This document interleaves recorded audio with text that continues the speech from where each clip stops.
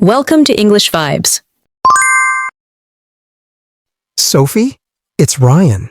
Am I bothering you by calling right now? Ryan, not at all. What's up? Well, I just wanted to make sure you're still coming to the game on Friday, and honestly, I wanted to hear your voice. It might sound random, but talking to you is always so enjoyable. Are you practicing being a romantic? Don't worry, I'll definitely be there. I even looked up some rules about the game so I won't look too clueless while watching. Really? You're so thoughtful. But don't worry, I'll be your guide through it all. By the way, have you prepared yourself for an intense match? My team's been training hard, and I think you'll be impressed. Hearing you this confident makes me curious if your team is actually as good as you claim. But don't forget, I'm going to be a tough critic. Well, the pressure's on. I'll have to give it my all to impress you. Hey, before heading to the stadium, would you like to grab a bite somewhere? That sounds tempting. There's a place near the stadium known for their amazing burgers. How about we meet there at 6 p.m.? I'll be there, but if I'm late, make sure to save me a spot, okay? Don't worry. I might even order something you'll like if you tell me your preferences. You're a bit too considerate. All right, I'll let you choose for me. Let's see if your food taste matches mine. Challenge accepted. Oh, and don't forget to bring a jacket. It gets pretty chilly at the stadium at night. Thanks for the reminder. I'll bring my lucky scarf. Who knows? It might bring your team some luck too. Your lucky scarf? That's intriguing. You always seem to have a unique way of adding some charm to life. I think little things have their own meaning, like the bracelet I got at the night market. I've been wearing it ever since. Really?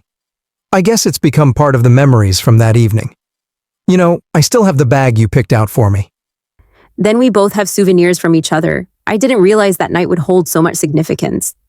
For me, that night was especially meaningful. You made everything so much more enjoyable. Ryan, do you usually live alone or do you have someone staying with you? I live alone. Not because I like being lonely, but I find more freedom having my own space. What about you? I imagine you're not someone who enjoys long periods of silence. You guessed right. I live with a close friend from college. We're practically family. That sounds wonderful. You must have a lot of fun memories together. Is there anything interesting about her? Oh, plenty. She's the kind who's always full of surprises. Just last week, she decided out of the blue to learn how to bake. The kitchen ended up looking like a flower storm hit, but the cake was surprisingly delicious. Do you have a roommate or a friend like that? Not really, but I do have a close group of friends who hang out regularly. Every gathering is an opportunity to joke around and chat about anything and everything. Still, hearing about your best friend makes me a bit envious. She's lucky to have you around. You really know how to make someone feel special. But what about you? Anything special happening in your life recently? Honestly, yes. I think it started when I randomly met you at the subway station. Sophie, I'm curious. What do you usually do to relax when your best friend isn't around? Me? I'd probably do something low-key like reading, doodling, or just listening to music. What about you? Someone as active as you must find it hard to sit still. I can sit still if there's something compelling enough to keep me there. But usually I go for a run, play soccer, or just wander around to clear my mind. I guess we're opposites when it comes to unwinding. Opposites, but interesting, right? I think our differences keep our conversations from ever getting boring. Exactly. You've made me realize that I don't always need to be on the move. Sometimes, just talking to someone fascinating is relaxing enough. There you go, complimenting me again, but I agree. Every time we talk, I lose track of time. Then maybe we should plan more conversations.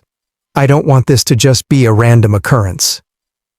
What are you implying, Ryan? Are you asking me to be your new roommate? If it means getting to eat delicious cakes like your friend makes, I wouldn't object. But really, I mean we should spend more time getting to know each other. Even the little things. That sounds fun. All right, I'll join your little getting to know each other challenge. But first, I want to ask, what's something you're most proud of about yourself?